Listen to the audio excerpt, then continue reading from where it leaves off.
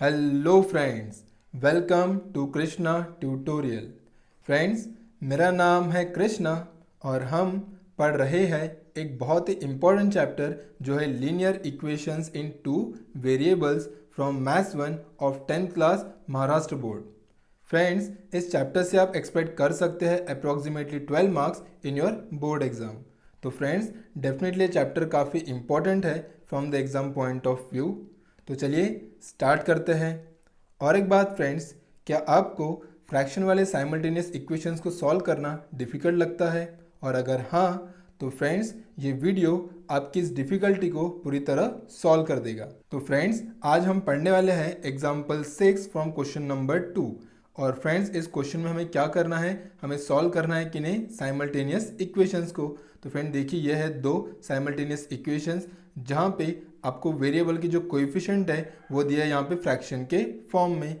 तो friends, in fraction वाले equations को हम सिंपल फॉर्म में कैसे लाएंगे, तो देखते हैं। काफ़ी सिंपल है ये। तो चलिए स्टार्ट करते हैं इस एग्जाम्पल को। तो फ्रेंड देखिए, यहाँ पे जो फर्स्ट इक्वेशन है, यहाँ पे x का जो कोएफिशिएंट है वो है 1/3, ठीक है। और यहाँ पे देखिए जो कांस्टेंट टर्म है वो है 10/3।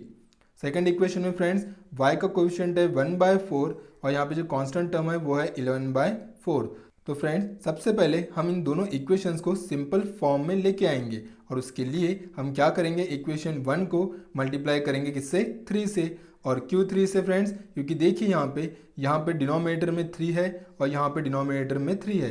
तो अगर हमने इस पूरे इक्वेशन को अगर 3 से मल्टीप्लाई किया तो ये डिनोमिनेटर में जो 3 है वो यहाँ से क्या हो जाएगा, कैंसिल हो जाएगा, ठीक है। तो चलिए यहाँ पे मल्टीप्लाई करेंगे 3 से। और फ्रेंड्स, वैसे ही इक्वेशन 2 में हम मल्टीप्लाई करेंगे पूरे इक्वेशन को 4 से, जिससे क्या होगा, ये डिनोमिनेटर में जो 4 प्रेजेंट है वो यहाँ से कैंसिल हो जाएगा और फिर ये दोनों इक्वेशन सिंपल फॉर्म में आ जाएंगे, जो हमें सॉल्व करने में क्या रहेगा, ईजी रहेगा, ठीक है फ्रेंड। तो सबसे पहले हम इक्वेशन 1 को मल्टीप्लाई करेंगे किससे, 3 से। तो चलिए मल्टीप्लाई करते हैं। तो हम लिखेंगे मल्टीप्लाइंग इक्वेशन 1/3, ठीक है फ्रेंड। तो हम मल्टीप्लाई कर रहे, देखिए इक्वेशन 1 को बाय 3 से। और क्यों 3 से, क्योंकि यहाँ पे डिनोमिनेटर में देखिए 3 प्रेजेंट है और इस 3 को हमें यहाँ से क्या करना है, कैंसिल करना है। इसके लिए इक्वेशन 1 को हम 3 से मल्टीप्लाई करेंगे। और फ्रेंड, आपको क्या करना है, सभी टर्म्स को मल्टीप्लाई करना है 3 से। तो फ्रेंड देखिए, सबसे पहले जब हम इस टर्म को मल्टीप्लाई करेंगे यहाँ पे 3 से, तो ये 3 और ये 3 कैंसिल हो जाएगा। तो आपके पास बचेगा 1x, दैट इज x। उसके बाद फ्रेंड्स हम देखिए y को मल्टीप्लाई करेंगे 3 से, तो क्या आएगा y इंटू 3, मतलब ये आ जाएगा 3y इज इक्वल टू। उसके बाद फ्रेंड्स हम मल्टीप्लाई करेंगे 10/3 को किससे, अगेन 3 से। तो यहाँ पे इंटू आएगा 3 और ये 3 कैंसिल, तो आपके पास आ जाएगा 10, ठीक है फ्रेंड। तो ये हो गई देखिए इक्वेशन नंबर 3। उसके बाद फ्रेंड्स हम क्या करेंगे, इक्वेशन 2 को मल्टीप्लाई करेंगे किससे, बाय 4।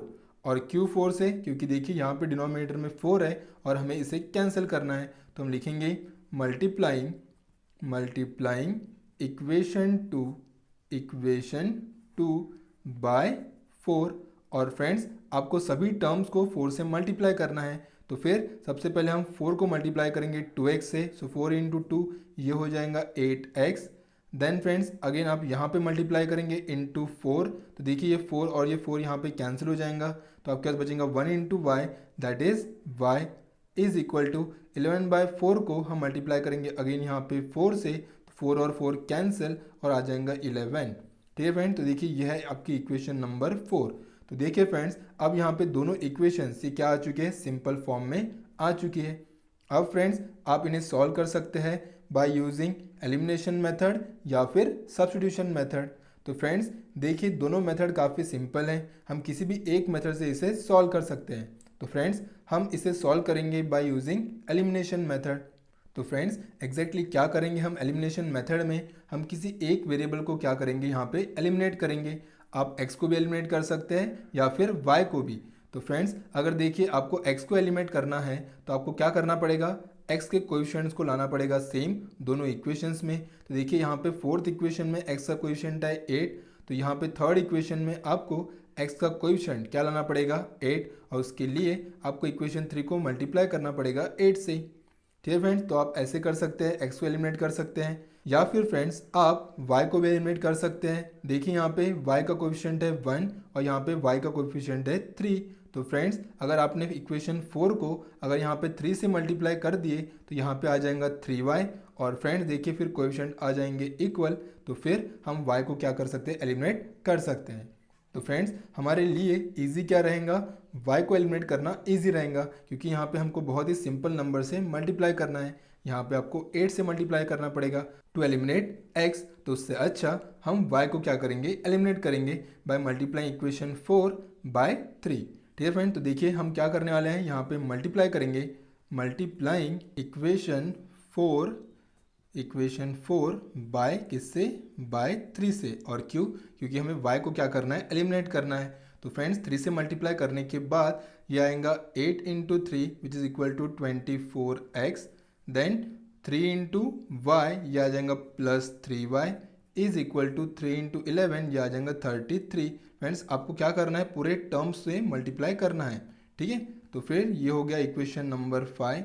अब देखिए फ्रेंड्स यहाँ पे थर्ड इक्वेशन में है आपके पास 3y और यहाँ पे भी प्लस 3y, तो देखिए दोनों के कोएफिशिएंट यहाँ पे सेम है।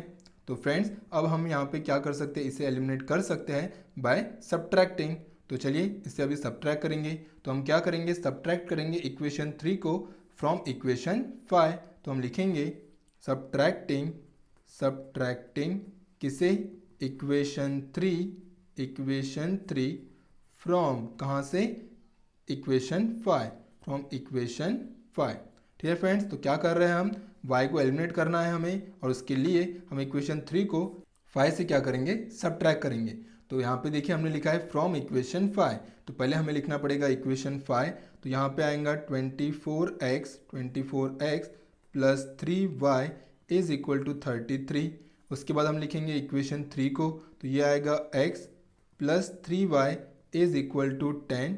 ठीक है, और फिर यहाँ पे हम करेंगे सब्ट्रैक्शन, तो ये प्लस x बन जाएगा माइनस x, प्लस 3y ये बन जाएगा माइनस 3y, और ये प्लस 10 बन जाएगा माइनस 10। अब देखिए फ्रेंड्स यहाँ पे ये प्लस 3y और ये माइनस 3y हो चुका है कैंसिल।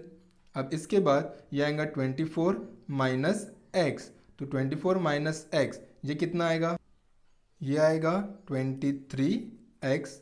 उसके बाद फ्रेंड्स ये तो कैंसिल हो चुका है, अब आपके पास है 33, देन ये माइनस और ये 10, तो ये आएगा अगेन 33 माइनस 10, ये आएगा 23। ठीक है फ्रेंड्स, हम देखिए 24x में से माइनस कर रहे हैं यहाँ पे x को, तो यहाँ पे आपको मिला है 23x। अब हमें वैल्यू फाइंड करना है x की, तो क्या करना पड़ेगा हमें, इस 23 को हम लेके आएंगे राइट साइड में, और देखिए 23 ये x के साथ यहाँ पे मल्टीप्लिकेशन में है, तो जब ये जाएगा राइट साइड में तो ये जाएगा डिवीजन में। तो ऑलरेडी राइट साइड में 23 प्रेजेंट है, अब ये 23 आ रहा है राइट साइड में, तो ये आएगा डिवीजन में।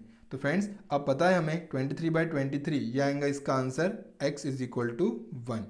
ठीक है फ्रेंड, तो देखिए इस तरह आपको यहाँ पे वैल्यू मिल चुकी है x की। अब फ्रेंड्स क्या करेंगे, हम फाइंड करेंगे वैल्यू ऑफ y। तो उसके लिए क्या करना पड़ेगा हमें इस वैल्यू ऑफ x को हमारे जो सबसे ईजिएस्ट इक्वेशन है वहाँ पे हम पुट करेंगे। तो फ्रेंड देखिए हमारे पास यहाँ पे 5 इक्वेशंस है, 1 2 3 4 5, आपको जो सबसे ईजी लगे आप वहाँ पे इसे पुट कर सकते हैं। तो फ्रेंड्स हम वैल्यू ऑफ x को पुट करेंगे इक्वेशन 3 में, क्योंकि ये देखिए सबसे ईजी है। ठीक है, तो हम यहाँ पे लिखेंगे, अब देखिए यहाँ पे हम लिख रहे हैं पुटिंग क्या, x is equal to 1 in equation 3 में। तो देखिए फ्रेंड्स x की वैल्यू यहाँ पे आपको पुट करना है 1, तो ये आएगा 1 plus 3y is equal to 10। उसके बाद फ्रेंड्स हमें फाइंड करना है y को, तो यहाँ पे हम रखेंगे 3y और ये है 10। अब ये जो 1 है उसे हम लेके आएंगे राइट साइड में, तो ये प्लस 1 ये हो जाएगा माइनस 1। अब उसके बाद friends again 3y is equal to 10 minus 1, ये हो जाएगा कितना 9। अब फ्रेंड्स हम फाइंड करेंगे y को, तो यहाँ पे देखिए 9 है राइट साइड में और ये 3 है देखिए y के साथ मल्टीप्लिकेशन में, तो हम इस 3 को लेके आएंगे कहाँ पे, राइट साइड में, और फिर ये आएगा डिवीजन में, तो ये आएगा 9/3। तो फ्रेंड्स ये कितना आएगा, 9/3 इज इक्वल टू कितना आएगा, ये 3। तो फ्रेंड देखिए इस तरह आपको वैल्यू मिल चुकी है x की जो है 1 और आपको y की वैल्यू मिल चुकी है वो है 3। तो इसका मतलब हमारे साइमल्टेनियस इक्वेशंस का जो सॉल्यूशन है वो है 1 और 3। तो देयरफॉर अब हम लिखेंगे आंसर, तो क्या रहेगा हमारा आंसर, हम लिखेंगे therefore x is equal to 1 and y is equal to 3 is the solution of given equation, solution of given equations. ठीक है फ्रेंड, तो देखिए इस तरह आप इसे सॉल्व कर सकते हैं। तो फ्रेंड्स देखिए ये था इसका सॉल्यूशन जो काफ़ी सिंपल है। जस्ट फ्रेंड आपको यहाँ पे क्या करना था, ये जो इक्वेशंस आपको दिए थे फ्रैक्शन के फॉर्म में, वहाँ पे इन्हें कन्वर्ट करना है सिंपल फॉर्म में। और उसके लिए हमने यहाँ पे क्या किया है, इक्वेशन 1 को मल्टीप्लाई किया है 3 से, और क्यों, क्योंकि देखिए यहाँ पे डिनोमिनेटर में है 3, तो इसलिए हमने यहाँ पे इसको मल्टीप्लाई किए 3 से, जिससे ये 3 यहाँ से क्या हो जाएगा, कैंसिल। वैसे फ्रेंड देखिए हमने इक्वेशन 2 को मल्टीप्लाई किया है 4 से, और क्यों, देखिए यहाँ पे डिनोमिनेटर में 4 है, तो आप जब मल्टीप्लाई करेंगे इसे 4 से तो क्या हो जाएगा, इन टर्म्स के जो डिनोमिनेटर है वो 4 कैंसिल हो जाएगा, और ये आपको मिल जाएंगे सिंपल फॉर्म में। ठीक है फ्रेंड, तो देखिए काफ़ी सिंपल रहते हैं ये फ्रैक्शन वाले साइमल्टेनियस इक्वेशन। जस्ट आपको डिनोमिनेटर को क्या करना है, एलिमिनेट करना है, उसके बाद वो आ जाएंगे सिंपल फॉर्म में, और उसके बाद फिर आप किसी भी एक मेथड से आप उन्हें सॉल्व कर सकते हैं। हमने यहाँ पे यूज़ किया एलिमिनेशन मेथड, आप इसे सॉल्व कर सकते हैं सब्स्टिट्यूशन मेथड से भी। ठीक है फ्रेंड्स, इसके बाद हम नेक्स्ट वीडियो में पढ़ेंगे एग्जाम्पल नंबर 7। तब तक आप इस एग्जाम्पल को अच्छे से रिवाइज कीजिए, और अगर आपको कुछ भी डाउट हो तो प्लीज़ कमेंट बॉक्स में कमेंट कीजिए। और फ्रेंड्स अगर ये वीडियो आपको यूज़फुल लगे तो प्लीज़ इसे लाइक कीजिए, शेयर कीजिए और चैनल को सब्सक्राइब कीजिए। And thank you so much for watching.